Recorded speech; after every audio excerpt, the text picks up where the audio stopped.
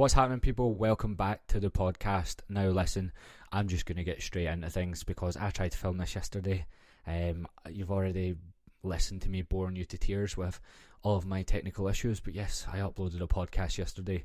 There's a thing on Riverside called echo cancellation. If you're ever making a podcast, untick it, because not only does it not cancel out the echo, there is no echo because you can't hear a fucking word. I swore in the first 30 seconds.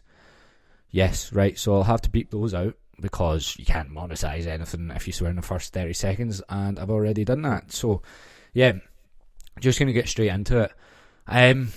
Anyone that knows me will probably piss himself laughing at this because it's the most me thing ever, but I've only gone and pickled my brain again coming back to Australia. I told the biggest mistake I made about coming here wasn't the actual coming here, it was the telling everyone that I'll just come over here and I'll go back. I'll be fine. I'll just go over, see all my mates, and then go back to Scotland, and I'll be sound. Like I won't want to stay. And then every day that I've got here, I've just went, oh shit, I've done it. I've done it again. I've pickled my heat. If I could, this is what it's like, right? So imagine you go for breakfast and someone's like, here, how would you like your eggs? And eggs being my brain. How would you like your eggs? And I've went, could I have them a mix of fried and scrambled, please? Just fuck them on a plate. And then they went, what, do you not want some sort of boiled egg? And I went, no, that sounds like a solid structure, and I would like scrambled up there. That is what I choose. It's just something I do, not with everything, but quite a lot of stuff. Not with work. Since I started doing this with work in the past, I used to just quit jobs. I used to just get to a day and go, here, I fucking hate this, and then I would leave. But I've done this for 2.5 years now, and this is about the only thing that I'm like, yep, this is what I want to do. Everything else is up in the air. I fucking love Melbourne. As soon as I got here, I was like, I don't want to leave. It's about, I think it's because I first came here when I came to Australia, and I just like never wanted to leave, and it felt dead like homely and shit. I had really good mates. Like, everyone who follows me knows who Michael is. Me and Michael lived together in Melbourne at the start, so I just get really good memories here, and every time I'm here, I'm just like, I don't want to leave. I lived in Sydney and stuff as well, and I did like it, but there's just something about Melbourne that I just really like. So, I haven't really, people that know me are probably looking at my stories going, he's not coming back. And everyone's been like keeping in touch going, what, you coming back then? I'm like, delete. And then I've not really said anything because I had the thing that's fried my head the most is I also told my dad that I probably wouldn't stay here, but my dad knows what I'm like, so he would have probably took that with a pinch of salt. But I had to tell him, so I told him last night that I'm probably thinking of staying. So I'm going to talk about like New Year's goals, resolutions and all that, but all of mine are all revolved around this sort of this decision. And I think if I'm honest with myself, because the funny thing is, even if people have listened to like my last podcast, they'll be like, you're fucking fried, mate. If you were on about going home, I know. Listen, I live in there. I fucking know. Definitely not making any money off this podcast. Not that I make any money anyway, but like, do you know what I mean? It'd be nice to make some money in the future. So, yeah, what my thought process is, because if I can explain what Australia's like to anyone that's never been on a visa here, it's like being dangled like a really nice carrot in front of you, and like you're allowed to like you're allowed to like lick that carrot for like 2 years, right? And then slowly they just keep taking it away from you, and you're like, I fucking loved the taste of that carrot. And by the way, if you're listening on audio, I've got a pretend carrot in front of me, and then you're like that, try to bite it, but they keep pulling it away from you, and you're like, mate, I like, why did you have to caramelise that? Like, I just like the taste of it a wee bit now. I fucking love it, and you're like that, try to bite it, and you just can't get it ever. That's what it feels like. There is some people that manage to chew the full thing down, and they manage to stay here, and then their life's just happily ever after, I'd imagine, because that's all that goes through in my head. But yeah, that's what it's like. So like, for me, I have very limited options, because even though I could go down the route of getting like a sponsored job and stuff like that, that then leaves that takes away the stable part of my life, which is my work. I like what I do, work very hard to set it up like this. Don't really fancy going to a fucking place where people are telling me what to do again. I probably work more than most people, even though people think I just like fucking, I don't know, post on Instagram and don't do any work. I do a lot of work, but I like it, and it means that like today I went for coffee in the morning, and then I'm starting to do work after. So I like how I've got it all set up. So for me, the only option I really have, and I haven't fully looked into this yet, which is what I'm going to do over the next week, is that I think it's to set up some sort of like proper business model where I can make a lot of money and pay tax in this country, and then go down that route. And I think I would have to get employees and stuff, which I'm pretty confident I could do. Whether or not that will bring a whole load of other stress into my life, but I just don't see there being any way of me getting a visa without there being added stress. So it's going to be one of those that there's going to be pros and cons to every single option. I think that's why it pickles your head so much, because you're just like, oh, can I do this option? Aye, but that's part of that shite. I'll do this option, but that's fucking pish. Need to do that for 6 months, and like even all that waste. Like I might end up having to, like, I don't know, work in a bar well up north to do 6 months of regional work to now get the third year. They've changed all the visa extensions as well. So if I had to do that just to like give myself another year so that I could then like build my business the next year. Because I can still make a decent amount of money in bars up there, and you'd save a lot, and I would still have this ticking on the side. I would just have to be like, here, I can only do like the days that will get me the 6 months, and then work the other time. But then again, that's 6 months that isn't actually doing the part of Australia that you actually live here for, which is, for me, is Melbourne. I really like Melbourne. Maybe wouldn't live here in winter, or maybe just make sure I've got loads of holidays booked. But for me, it probably is Melbourne. But that's all that's going through my head. So I've had to, on New Year's Eve, traditionally I had a cancelled flight for about the fucking 48th time in the last 12 months. So I had to bring New Year's Eve in on a plane by myself, because fucking Jetstar are the EasyJet of this country, because EasyJet have shafted me so many times this year. It's that bad that like every time I got on a plane, I'm just like, something will happen here. Like I came back from Madrid, and I was after the whole thing that happened, I couldn't get my COVID passport because, I don't know, technology is just a wanker. And I'm gonna stop swearing now. And got off the flight from Madrid, and it was in Edinburgh Airport, and there was about 3,000 people standing outside the runway, because you couldn't get through security because they didn't have enough staff on, and they flew 12 planes in at the same time. So everyone was just standing on the runway. So my dad was waiting on me outside, and he had to wait for 2.5 hours. I was just like, amazing. And you can't even claim anything back for that, because it's technically nothing to do with the flight company. So you just have to stand there on the runway in 3 degrees, which is ideal.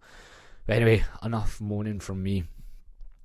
The reason I started just getting straight into it about moving to Australia and stuff, and by the way, if there's anyone at all that listens, I reckon I'll end up getting a lot of people from Australia listening to this, or that live in Australia, or that have emigrated here. Whatever option you've done, just let me know. Just tell me. Just ask everyone what they're on, what they're doing. If you get a DM off me going, what's the deal with you, how you here, then just give me an answer, because I want as much options as possible. If you got immigration lawyer numbers, just ping me their number any sort of way. But yeah, I sound a bit intense, but I think it's just because there's been about 2 or 3 weeks where I've just sat in a trance for like 2 hours, maybe like once every 2 days. Like people that know me will know that I'm doing it, but maybe if you don't really know me that well, but I will sit in a trance going, this is gonna be rough for the next 2 or 3 months, because I know I'm not even that settled yet, but I already know I want to stay. So it's just one of those, and it's just I'm gonna have to go through it again. And it's because I've already been through this. I've already went home I've already got over it. There's the thought of like this happening again and then having to go home again isn't a very, very nice thought. Everyone I meet out here that hasn't been home yet, I can see that that's what they're scared of as well. And it wasn't nice. Like, it really wasn't nice. Coming back, like, and I was settled back home, so it's not even that, like, if you've been back home for ages, it's fine. But if you've experienced something else that you prefer, and I'm not saying this is for everyone, it definitely isn't. Like, Michael came out here and he didn't really enjoy it. But I think that a lot of that's to do with like settling and stuff as well, because that does take a while. Or it all depends if you just land lucky as well. You land in a nice flat share, you get plenty of mates, your money situation's all right and all that. It just depends. Some people just have wild bad luck. Like, I had a period of about 2 months when I first came, not when I first came here, when I lost my first job. I started painting with this fucking absolute pervert. Somebody just gave me work with him, and within about 10 minutes I was like, oh my god, this guy is absolutely fucking wired. And he was taking gear during the shifts. I couldn't paint for shit either. I'm terrible at stuff like that. He had me sanding the same wall for about 2 days, or the same room anyway. And then he would, like, girls would be walking past outside the flat we were doing, and he would like shout, "Get your tits out" at them and all that as well. I remember one time I think I came in with like one of those big long paintbrushes. You can tell I know what I'm talking about with painting, and I like swung it round and I smashed the front door. I forgot about that. So that was all in all not a great experience. He also took me out for lunch, and on the way back to the shift, he took out a bag of gear, put it along a CD disc, and done a line of cocaine at the traffic lights next to the pub that I would have known a lot of people in as well. So that was fantastic. And I done construction for like 2 days, then told them I had conjunctivitis and I couldn't go back.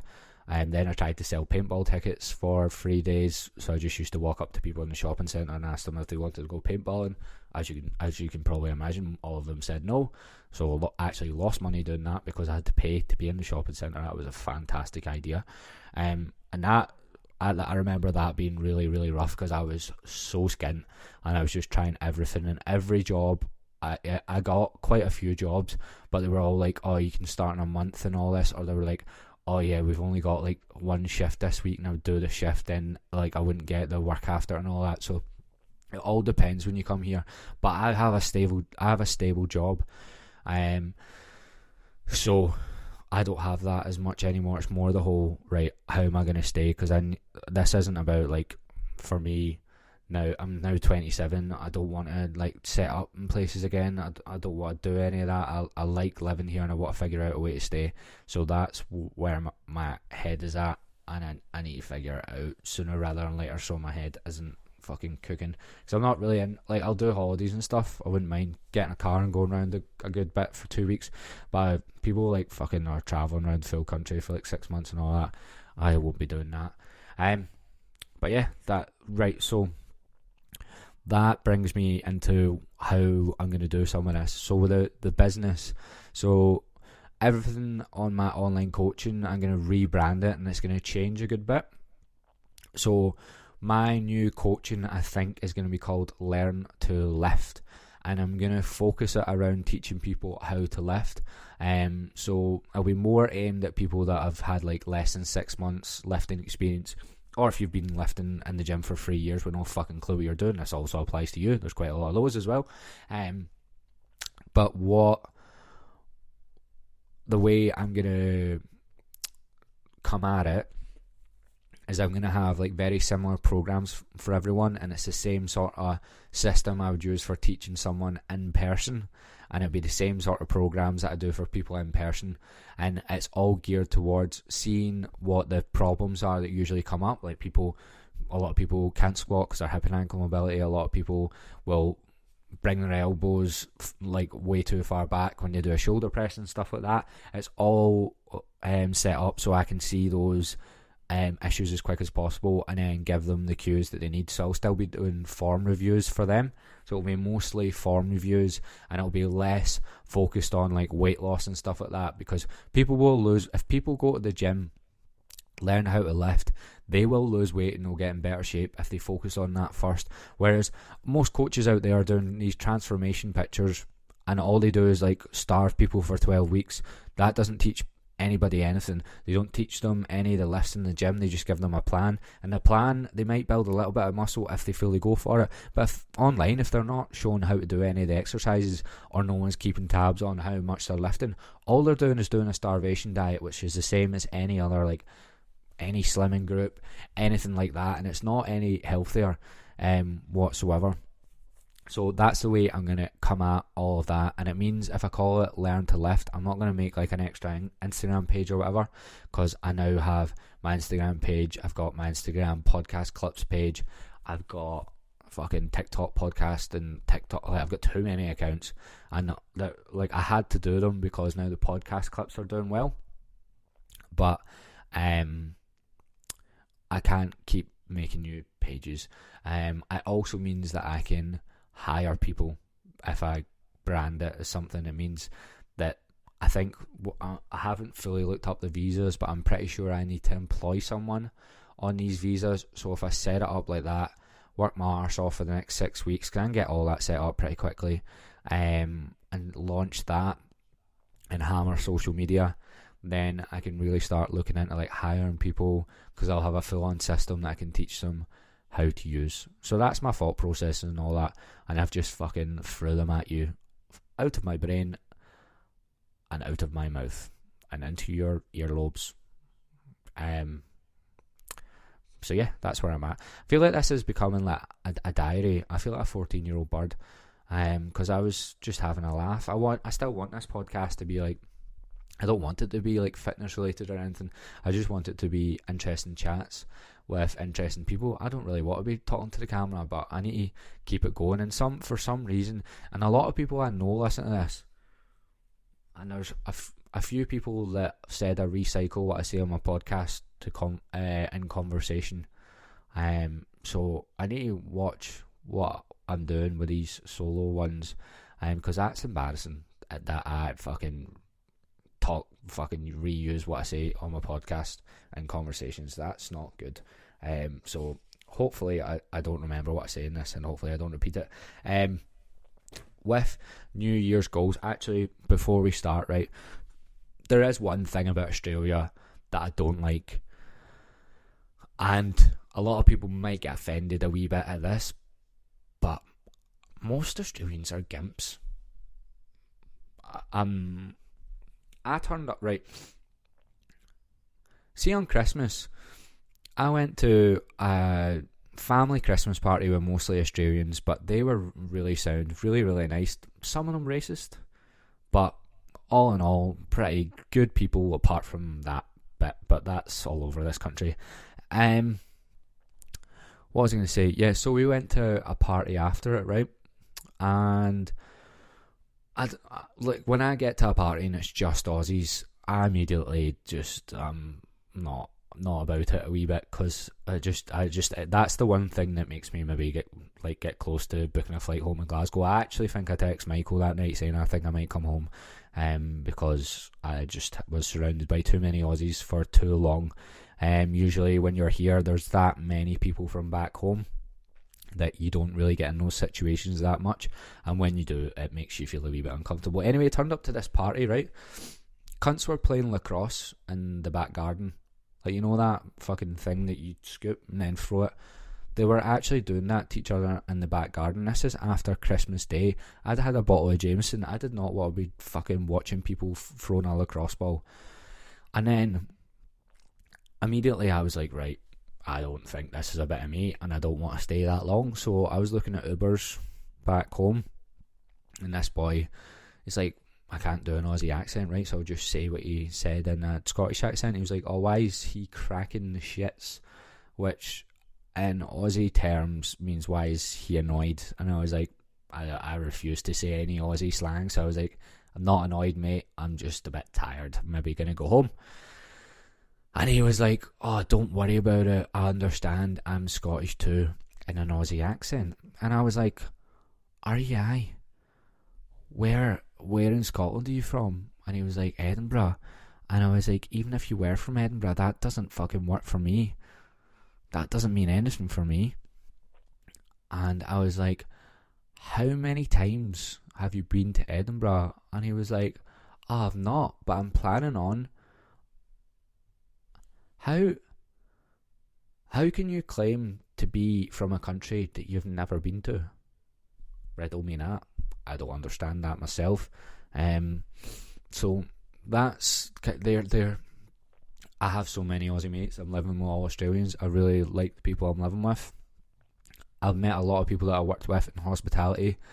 I like the Australians that work in hospitality usually, but just as a whole, like, I don't know if anyone's seen this Fitzroy garage party thing. I'm pretty sure it's a global trend, but I cannot get it off my fucking TikTok. Like, it's everywhere. But see that thing, like, everyone's like slagging off the people in that video. That's what they're all like. 90% of them, that's what I find they're all like. I've worked in bars, I've met a fuck ton of them, or a fuck ton in like Melbourne anyway, and Sydney ones are worse. But that's what they're like. Again, take this like this is a bit of, I don't know, sarcasm. I love this country. The people are really nice, but just there's a few quirks that do my fucking head in. Like, I think what's wrong, and I think this might be something that could be some sort of business idea in the future, some sort of implemented bullying into schools. I think there should be more bullying in this country. I'm not saying, because we're in 2022, I'm not saying this is a great idea, but in my primary school, we'll have to change the name of it, right, because it's probably a bit wrong now, but we had what was called a gay corner. And when someone, like, for instance, for that guy, he'd have probably been pushed in there. We can call it something else. Is a gimp corner alright? A virgin corner? Call it a virgin corner, right? So there's a good business idea for going around like primary schools and high schools in Australia and introducing virgin corners. Maybe it wouldn't work in primary schools because everyone's a virgin. And high schools, I was a virgin for most of it, so it probably wouldn't work there either. But some sort of name that lets people know, like, that's not on. Like, claiming to be Scottish when you've lived in Australia all your life, that's not okay. You just don't do stuff like that. And also a real sort of, because they're so determined not to be Australian, a real sort of geography lesson on all the places they think they're from. So oftentimes when you tell someone you're from Glasgow, they like to tell you that they're going to Dublin the next year. And I like to inform these people that there is an ocean in between those two places, and they are two separate landmasses. I'm pretty sure Australians think Scotland and Ireland are connected. I don't know what they think Northern Ireland is. I think they think Northern Ireland's Scotland. And then I think they think England is its own island. And then I think they think Wales is a town inside England that no one gives a fuck about. That's personally what I think Australians' geography is like. But yeah, that could be a business idea in the future. Bullying in Australia. I think there's not enough of it. And also some sort of snipping business where you just get paid, like you do agency work where you just get paid to snip off mullets.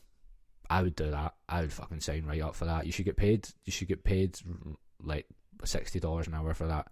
I'm going back to saying dollars now, by the way. That's about £32. But yeah, I would actually set up a business and I'd pay my employees good money to snip off all the mullets, and you get Mondays off if you get rat tails, because they're even worse. Yeah, that's my thoughts on that. I do think they get away with too much. Definitely the ones in Sydney, they definitely get away with too much, complaining about their lives, and they live in fucking eastern suburbs in Sydney. Shut up, mate. Yeah. Also, with New Year's resolutions, you've probably seen it, because if you follow me on any other, unless you just listen to the podcast, in which case you probably heard me speak about it last week. What happens when I do these podcasts as well, by the way, is like, and if I'm doing it on my own, I forget about everything instantly. Like, so I just speak absolute shite to this thing, and then I forget what I've said. So you've probably seen somewhere, because I've been plastering it everywhere, that I'm gonna do a year sober, and a lot of people are asking me about it. I've actually had a lot of people saying, like, good on you more, and that makes me think that I'm getting older, because if I said this when I was 23, I would have got fucking shit for it. But yeah, I think my decision to stop drinking this year isn't really because I have a problem with drinking. If anything, this is like the best relationship I've had with it so far. But when you don't, the reason I want to make it a strict rule is because when you don't have a rule at this, you get dragged into drinking on many occasions that you don't want to. So I'm very much at the point where there's events that I would feel the need to drink maybe because I was uncomfortable. That's sort of going away now, because I've went out so many times without drinking over the last 2 or 3 months. I think that's probably why I wanted to go Bali and stuff, and wanted to like go away again, because I think that's what scares me about going back home, is because even though I made such an effort to make different mates and do different stuff, I still feel like you just don't do anything. I just don't get asked to do anything. And like, when you back home, cause people settle so much. I think the reason people do stuff over here is cause we're all erratic as fuck, because we don't know what we're doing, so we're like, right, make the most of it, do stuff all the time. I think that's probably what it is. But back home, you just don't ever have much plans, and if you do try and make plans, it's like a headache. Just try to get people to be off at the same time, or even just want to do something, then it might piss down. So it's just so difficult to do stuff. So I think that's what scares me a lot about going back home.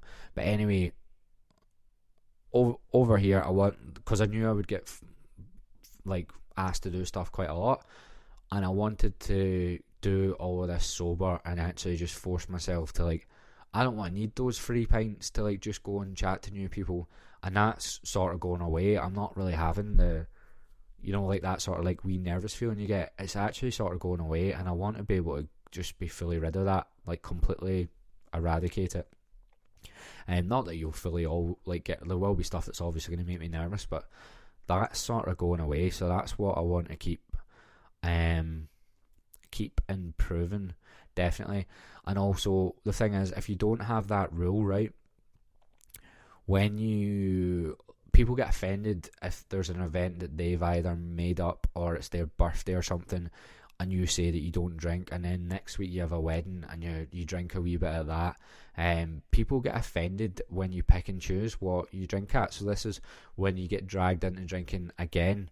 And if say I drank like properly drank last year maybe like 15 times, just said, because I've drank less from the middle of 2020 to the end than I ever did, like as in before. And then I drank a bit less in 2021, and then 2022 was the least I've drank, I think. The start of 2020 was lockdown, and I moved to Sydney, and I was getting rat-arsed all the time. Like there was one time with the girlfriend that I had at the time, I remember we actually drank a full bottle of pink gin, and I remember it not even like phasing me, and then we bought another one, and that's just not good, man. That we were doing that 3 times a week. That's not good. When I got back home, and I was always a social drinker, so I never, even though we weren't going out, it wasn't just me. I would never. Well, there's a plane going past. I thought there was an earthquake there. Yeah, but we still had people, either me and her, or me, her and my flatmates or whatever. So it was still a social thing. So I never really drank on my own. And when I went home, I was with my dad. None of us were interested and drinking or whatever. In that long phase of finally not really drinking, it just changed me. I just felt a bit better, even though my head was fried from being home and also being in lockdown. I just felt a bit better, and then when I went back to drinking again, my hangovers were so bad that I just was like, I can't go back to doing what I used to do, like getting pissed all the time. I actually can't do it. Like every time I done it, I'd be fucked for like 3 days. And when I started this as well, I couldn't, especially when I started it, I couldn't afford to be fucked for 3 days. I was starting a business from scratch, and I had planned to move to London as well. Erratic brain back again, for the Renegade Master. But yeah, I just can't do it anymore. And with the rule of not drinking the full year, it's going to force me to meet a lot of new people that don't really drink. It's also going to force me to probably try a few different things. And it also, this wasn't why, because this has been in my head to not drink full of 2023 for maybe about 3 or 4 months, I would say. And I've been chopping and changing with doing it, but then, like, I had 3 beers on that plane bringing in New Year's, and I was going to have a 4th. So I was trying, everything I've just splurted out, I was trying to write down on a fucking notepad, and I was on like my 3rd beer and stuff, and I was like, right, I'm going to have a 4th because I'm never going to fucking do this again. And then I fell asleep, and I woke up to the woman next to me clapping, and I was like, right, and my beer was in front of me. I was like, and it was just finished, and I was like, oh, that was the last one. And I was like, that's it. Like, I just know I'm going to do it. I know there's no way that anyone can make me drink unless they fucking hold me down, which has already been a threat I've had a few times, and pour fucking vodka down my throat. There's no way I'm going to do it. But yeah, well, there was a few other reasons. I wrote them down. It's not, so I don't even have to like, there was issues I had when I drank. I can be a fucking fanny sometimes when I drink, like I don't really like.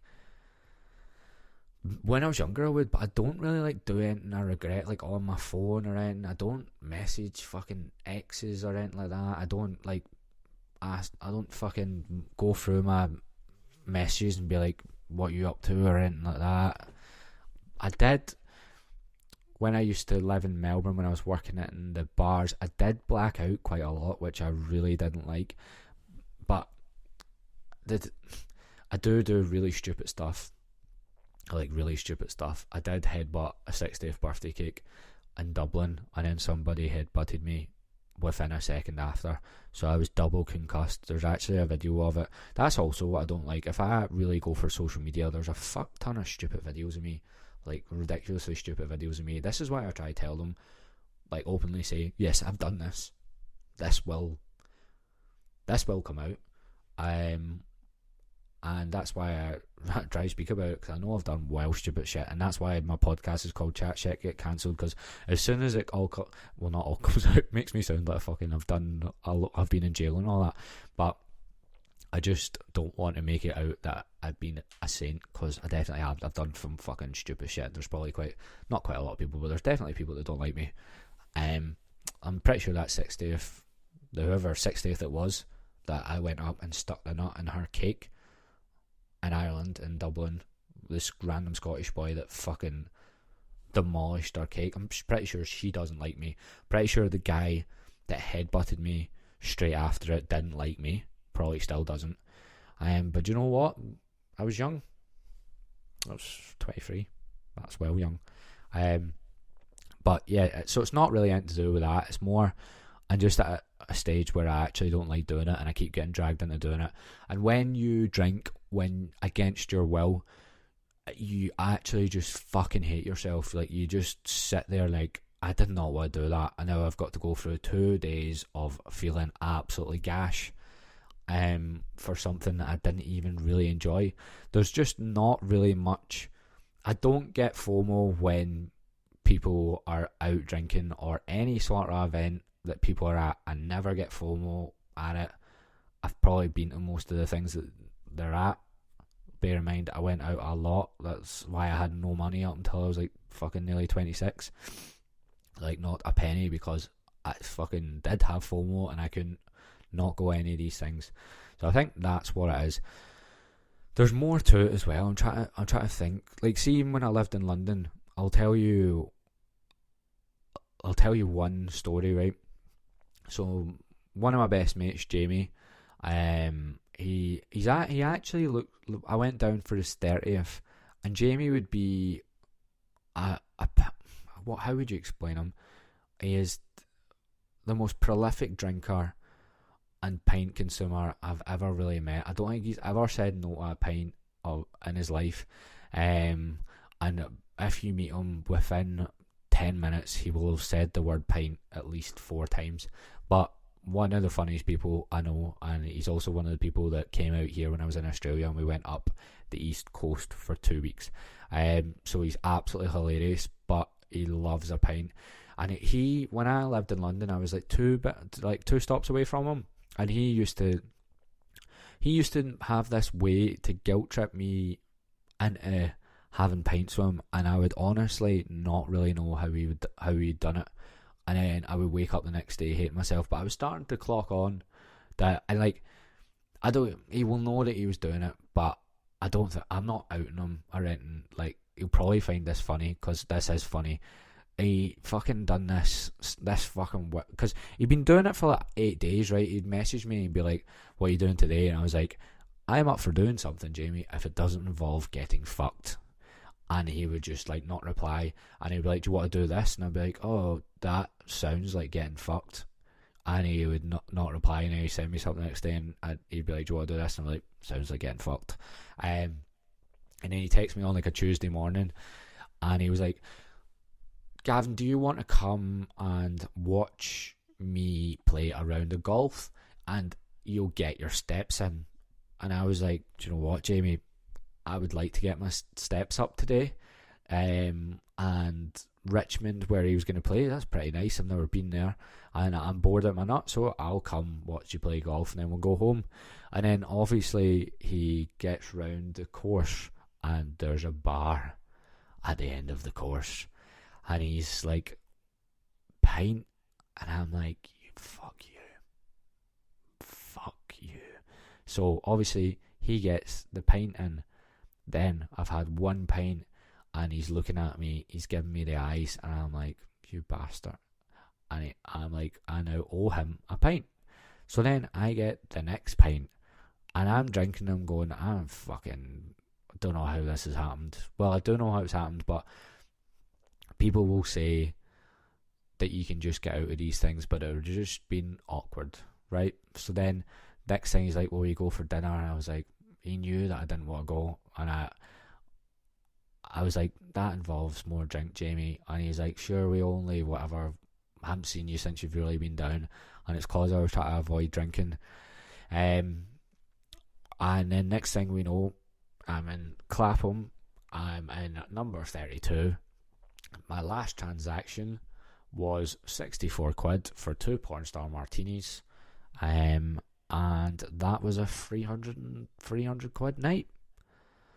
And I was hanging it out to my fucking arse for about 4 days. So that's, and like, also I want to say that everybody has mates that are like that, and it's not a culture thing, it's not a Scottish thing, it's not an Irish thing, it's not an English thing, it's not a UK thing, it's not an Australia thing. It's a Western thing, and everyone that's from a westernized country will experience that. So it's not even like, oh, I hate all these like, oh, you're a mixture of the 5 people you surround yourself with. Oh, if you only drink with your mates, they're not a mate. A lot of my mates I've met through drinking. Even though I don't drink anymore, I still stay in contact with. I might not go to the things that I know they're inviting me to that is an absolute session, but I'll still stay in contact with them because they're still sound and they're still funny. I think a lot of people that have avoided drink all their life as well can be boring as fuck. And I know that's probably triggering, because something I'm going to get called over the next year is, oh, you're boring. But I do find people that go out more, or have went out more in phases of their life, do tend to be more people that I can relate to. Anyone that's like doesn't really socialise and stuff, I don't find them relatable. That's why I've enjoyed working in bars and stuff, because I find the people are more relatable. People that have went out quite a lot in their life. Doesn't mean that they have to have drank or anything, but I just find them more relatable. So yeah, that's my thoughts on the whole sobriety. If you got any books or anything or if you've done sobriety or anything, I'll put one of the wee question boxes up on Spotify. And if you're on YouTube, just write me a comment of what you've done, or even Instagram, DM me. I want as much sort of information on that as possible. And if you could do a double done and tell me how you managed to stay in Australia, that'd be great as well. But yeah, I've full confidence that I'll be able to do it. Don't even have the slightest like incline to break it. I think it would be hard if I went to like a wedding or something. Would be really hard, because that's something that only comes up like once every 2 years, and it is fun. But apart from that, I think I'll be absolutely fine. I don't think I'll struggle at all. But yeah, in regards to everything business podcast, I'm pretty sure I'm going to grow quite a lot this year. And business, I'm pretty sure I'm going to grow quite a lot this year. With the podcast, I'm going to do a few. I know, like, I really didn't want to do this, but I reckon it's a lot, especially if I can get just like the regular people I get on. I don't want it to be like this, unless I just fully rip the cunt for like an hour. I don't want it to be like fucking, well, here I feel like I'm in the Big Brother fucking chair talking about my life. That's weird. I don't like it. But what I can do if I do Zoom podcasts is I can get funny people on, and I can get it means that I don't have to rely on people being in Glasgow. I'm not going to make it a Zoom podcast. I'm going to do it for like whenever, because I'm not fully set up. I can't get in a studio and be like, here, I've got all of these guests lined up and backlog them. So what I can do with the Zoom ones is, in the meantime, get people that I know people like to hear about, like Michael and all that will come on, and then we can do that, and this will be decent. But yeah, I think that's pretty much everything. Hopefully over the next few months I have a plan of action to stay in this country. I've got a lot off my chest. Thank you for listening. I think you're all now my therapist. My brain doesn't feel as scrambled. It feels a wee bit boiled. And hopefully we can boil that bad bitch up and it stays cemented in my brain and feels like a normal brain. But yeah, that's pretty much everything. Catch yous in the next episode. Apply for coaching and links below, and see you soon.